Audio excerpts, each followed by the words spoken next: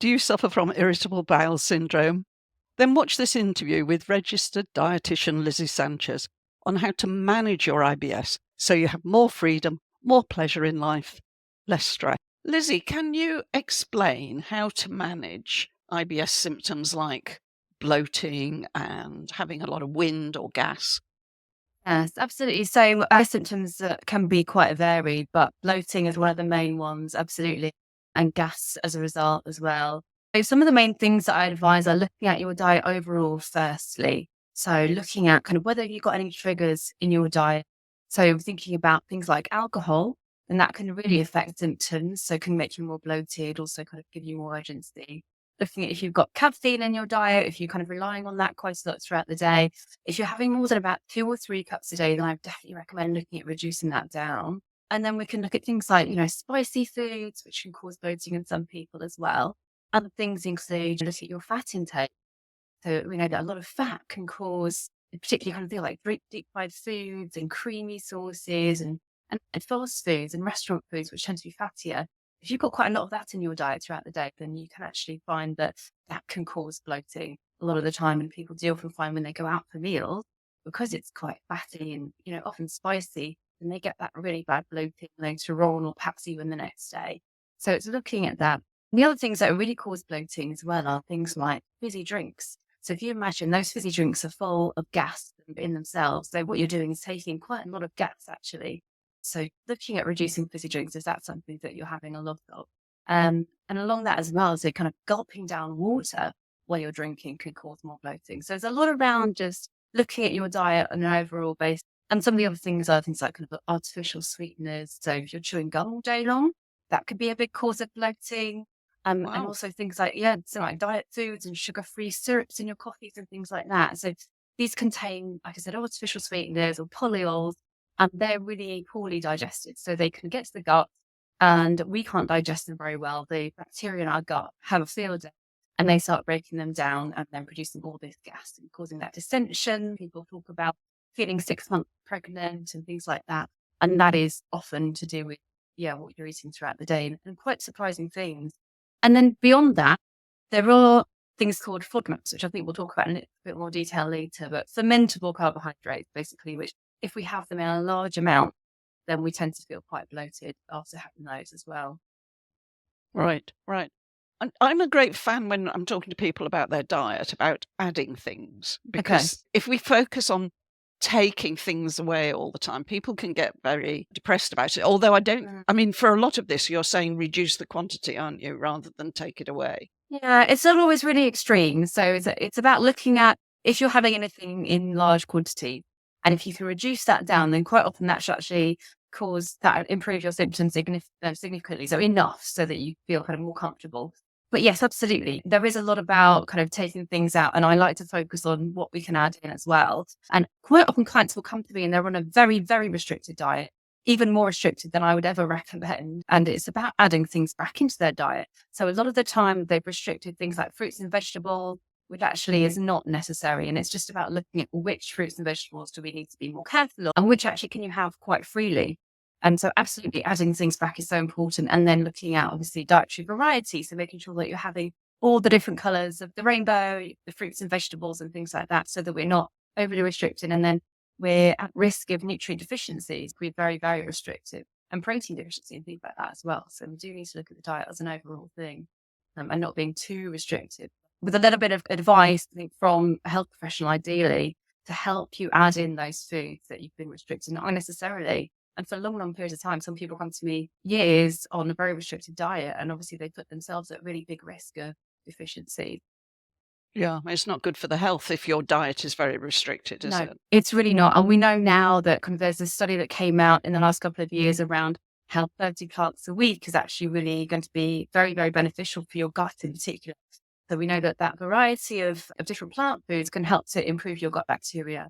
And that's such a huge area of interest at the moment. And that's something that we're learning more and more about all the time, with the different bacteria in our guts and how that affects our health. And we know now that it's really linked to lots of different health effects in the body. And IBS is one of them. So bloating and those types of symptoms can really be affected by the type of gut bacteria that you have. And having that big plant diversity can really help to improve the beneficial gut bacteria. Yeah, yeah. I mean, sometimes people say, "Oh, how can I eat 30 plants a day?" A Sorry, 30 week. plants a week. 30 With different 10 months a day, no, that would be true. Even I would 30 struggle. 30 different plants a week, but things like soup, like a salad with a lot of variety, frozen mixed fruit, there's all sorts of ways in which people can get to that 30 a week, isn't there? And there's lots of things that you would be surprised that are included in those 30 a week. So it includes the obvious fruits and vegetables, but also grains, because that's the plant food, and things like legumes, so nuts and seeds and beans and pulses, and also spices and herbs. So because they are based on plant foods, and even if you're just sprinkling in a bit of herbs to your evening meal, or you're using a little bit of spice in there, then automatically, especially if it's a mix, you're increasing it by 5, 6, 7 different types of plants. And that all counts, even those small amounts. So you can see how over time, over that week, you can really add them up. And if you were to look at your diet, over a day or two, you probably would get to quite a few, depending on the individual, but it would be easy to ramp that up and kind of be quite surprised at how much you probably are having a little bit more than you think. Yeah, yeah. I have a friend actually who I said to them about the 30 fruit and veg a week, and they said, "Oh yeah, I do it. I definitely do it. I eat loads of fruit and veg." And I said, "Why don't you just keep a list just to see?" And he kept a list, and he found actually he wasn't eating anywhere near 30 a week, because he was eating the same. Though he was eating a lot of fruit and veg, he was eating the same thing over and over again. Yeah, So, exactly. So he realized he needed to diversify. Yeah. Yeah, absolutely.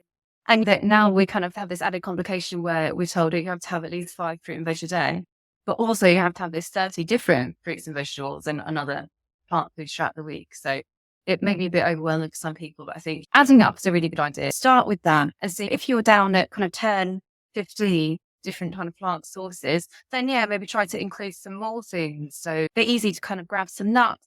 Well, like I said, add in some spices and herbs to your meal, or maybe add some beans into your meal sometimes, or some lentils, which works really, really well, kind of in a mixed meal.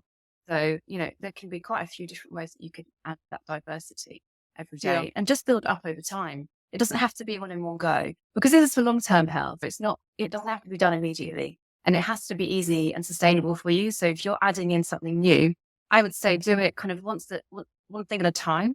And after a couple of weeks, maybe try another new thing. And you'll see after a few months, and you've really increased the variety and the diversity in your diet. So don't kind of go guns blazing with it, because that's less sustainable. So try and do it slowly, and then you'll find that over time you'll be increasing the variety, and you'll find what you like and what you don't like. And that's absolutely fine. So it's got to work for you. Yeah, yeah. And so are there foods which are specifically good for gut health and for IBS symptoms? Are there any specific foods you recommend? So it really depends on the symptoms. So with IBS, yes, you've got the bloating and gut pain. Those are the kind of the most common symptoms in the gas. People tend to be either diarrhea predominant or constipation predominant. And in terms of the foods that are beneficial for them, they can be quite different. So if we're thinking about things like fiber, what we don't want is to overdo it with fiber for people with diarrhea predominant. But if you're constipation predominant, then we do want to increase the fiber a little bit. So it really depends on the individual. And we know that too much of a certain type of fiber, for example, insoluble fiber, that can be quite detrimental to people with diarrhea. So if you go guns blazing again with extra brown and whole grain rice and lots of fiber, then that can actually worsen symptoms. But if you have constipation, you want to increase your fiber. So it's looking at really that variety again. But there definitely are some specific foods that I recommend to my clients. So for example, if you have constipation, IBS, then you can add in something called linseed. And these are little seeds that are really high in soluble fiber. And we're using them kind of like a supplement in a way. So I tell my clients to add 1 teaspoon up to 2 tablespoons to their meals per day, kind of adding it slowly and increasing slowly to the body to adjust to it. But it can be really, really effective in terms of treating constipation, where a lot of people come to me and they say, the doctor's recommended these laxatives and I really don't want to be dependent on them. And actually, you don't need a lot of the time kind of that type of medication. It can be managed with diet. So linseed is one thing that I really go to quite often for my IBS-C, so that especially predominant IBS clients. So that's one thing that I would say. And kiwis is another great one for constipation as well. So some studies have shown that kind of two kiwis a day can be really effective in managing that. And the other kind of specific foods I would say, looking at increasing could be the other high soluble fiber food. And these can be beneficial in constipation and diarrhea, IBS, but also if you've got bloating too. So we're looking at increasing things like oats, a variety again of fruits and vegetables.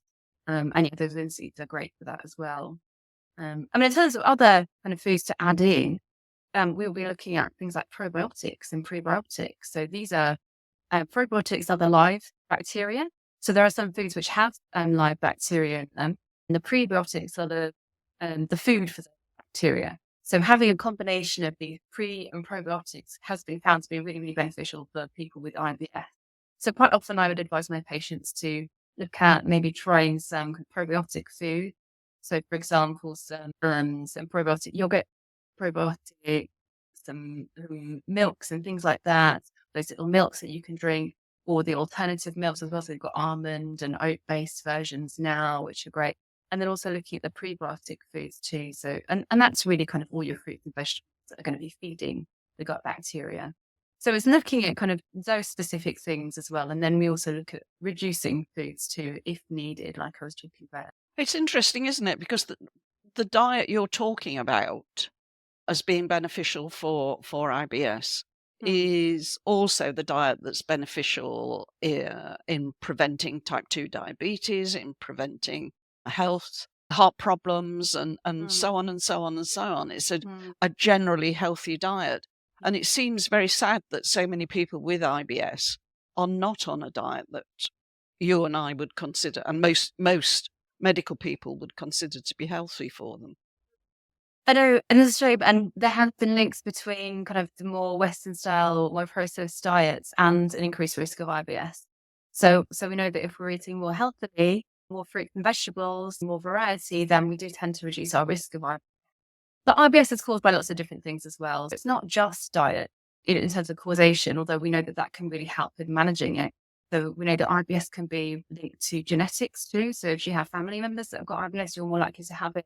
If you've got quite a stressful environment and stress at home and anxiety generally, then you're more at risk of IBS too. And there are some other random things as well that increase your risk, like having certain pets and certain environments as well. So we know it's not just food that causes it, but we definitely know as well that there is that big link. And a lot of that, I think, we're starting to think now is related to the gut bacteria. And like you say, all of these things are preventative for other diseases as well, type 2 diabetes, heart disease.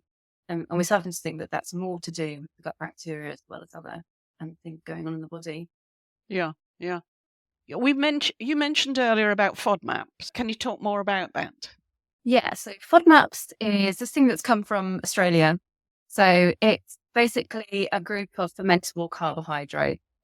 Stands for fermentable oligosaccharides, disaccharides, monosaccharides, and polyols. You don't have to remember any of that stuff. It's fermentable carbs, basically, and they are a type of molecule that we can't digest. We don't have the enzymes, to break it down, but the gut bacteria do. So what happens is it goes through our body completely unabsorbed, untouched, gets to the large colon where the gut bacteria are there waiting, and then they start to ferment it. So they can break it down. They use it as energy sources, and then they produce gas, and that's what kind of produces that kind of bloating and that distension. And they also produce lots of really good chemicals, beneficial chemicals for us as well. But one of the negative side effects is these symptoms. So the low FODMAP diet is about reducing down those fermentable carbohydrates in the diet, because we know that can cause symptoms in a lot of people. And it's not all of the fermentable carbohydrates that cause symptoms in everybody. It's very specific to the individual. So some people might be sensitive to all of them, and some people might be sensitive to just one. And for example, I've had lots of people come to me saying, I can't tolerate milk. And so that's the lactose in the FODMAP. There's one of those is lactose. And that can be enough for them to improve their symptoms. And there may be some more things as well. So like I said, everybody's completely individual. And if I have tried the initial advice with them, like I was talking about earlier, around kind of improving their general healthy eating, like reducing fizzy drink, artificial sweetness, and all of those things. If that hasn't worked, then we would move on to looking at FODMAP. And we can do it kind of all in one go. So some people, I recommend doing a low FODMAP diet, kind of 4 weeks or so. We wouldn't want to do it any longer because it's quite restrictive. I say very. There are still lots of foods that you could have, but it tends to be the foods that people are having regularly, and that is why they have the symptom. It tends to be those foods they're having regularly that we need to reduce. And it's a kind of a trial period, essentially, of kind of 3 to 4 weeks or so. And throughout that time, their symptoms should improve. And if they don't, then we know that the symptoms aren't related to food or FODMAP, and that actually they're probably related to stress or something else. Yeah. So you gave the example of lactose as a FODMAP. What other fermentable carbs are there in the diet? So there are fermentable carbohydrates in fruits, some fruits and vegetables, and that could be fructose in some fruits, but it could also be others in, like fructan, which is another thing that's in wheat. So wheat is something that we need to reduce during that. So it's not to do with the gluten with the wheat, that's the protein. So that's a separate thing completely. Like the gluten is a completely separate issue. And, some of the other fermentable carbohydrates are galacto-oligosaccharides, which are found in beans and pulses. So we look at reducing that, not eliminating, because you don't need to completely eliminate. So there are still some low FODMAP portion sizes of these foods that you can still have, but it's about kind of reducing it down and making sure that it's not excessive. Some of the other ones, fructose, and then it's polyols as well. So within that, you've got mannitol and sorbitol, and these are sugar alcohol. So that's what's in the artificial sweeteners, essentially. But they're also found in some fruits and vegetables, like, for example, mushrooms, sweet corn. So it's really about, I give them a list of food. These are the ones that I'm afraid you can't have. And then a nice long list of the foods that you can have as well. And we talk about, what to do in terms of swapping one for the other. So one thing that people tend to find a bit tricky is the onions and garlic. Obviously, a lot of it. And I used to do this. You start cooking with onion, even before you've even decided what you're going to cook. You start chopping the onion. So it's about what to do instead of that. And there are some nice swaps that you can do. So, for example, with the onion, you can use the spring onion tips, which are green, the green parts of those, and they're well digested. So it's these little tips, things like garlic infused oils, and little swaps that you can make to just really improve your symptoms. And again, this could just be a temporary change. So we're just looking at a 4-week trial. And then we start to reintroduce those foods, because we don't want to be excluding these foods unnecessarily. And we're talking about the importance of plant diversity, and that's all related to that. So we do a reintroduction and find out what the tolerance level for that individual person is and how much they can tolerate on a daily or every other day basis. Yeah.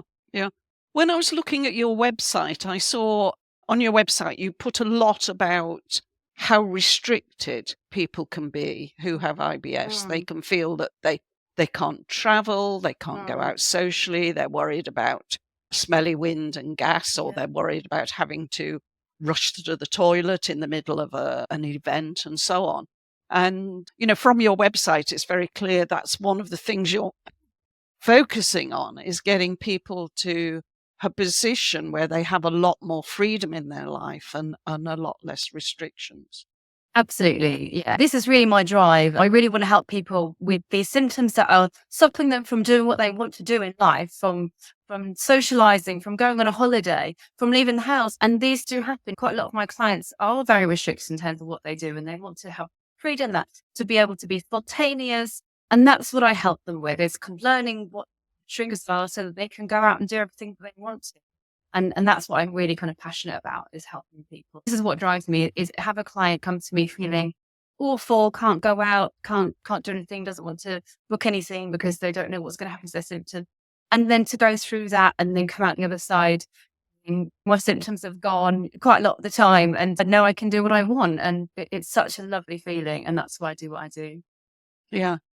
Do you see people one-to-one, or do you do Zoom consultations? How do you work? Yeah, so I have a little garden office at my home in South Croydon. And so I see people in person there, or I will do Zoom. And I have clients from across the country. But yeah, it works really well. For IBS, we don't need to be there in person, because we can talk about everything that we need to. I don't need to do any measuring or anything like that, like I might do with my weight loss clients, for example. So that works really, really well. On your website, I think you've got a freebie. Can you tell us about that? That's right, yes. So I've got a freebie. So you can go onto the website and you can click on the button. It's really easy. And the freebie is kind of my 10 top tips for stopping IBS, bloat and pain. So you can go and get that freebie and download that straight to your inbox. So it's got 10 things with some detail behind it. And then also a little thing at the end where you can put in what your symptoms were before and after you've tried. And what I would say is, with these different tips, try and do them one at a time, so that you really know what is it that helps you. And if you do all of them in one go, then you probably feel better, but you won't know what it is that's caused your symptom. So it's a good idea to try all these changes kind of one at a time if you can, but it will give you a really good starting point.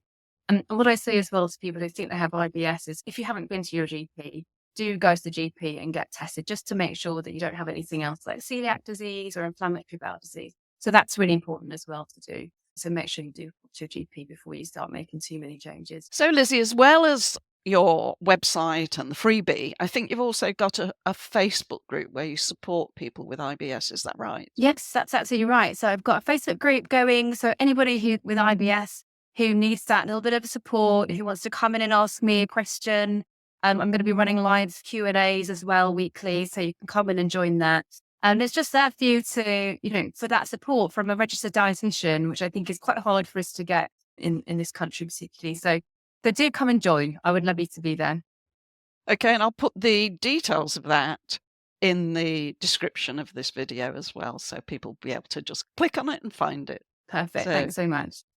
Thank you very much indeed. I've loved talking to you. And it's so good because you've got so much insight and practical information for people. And I think being a registered dietitian, people can know that what you're saying is based on research and the latest research in this area. So thank you very much indeed. Thanks so much, Jane. It's been a pleasure.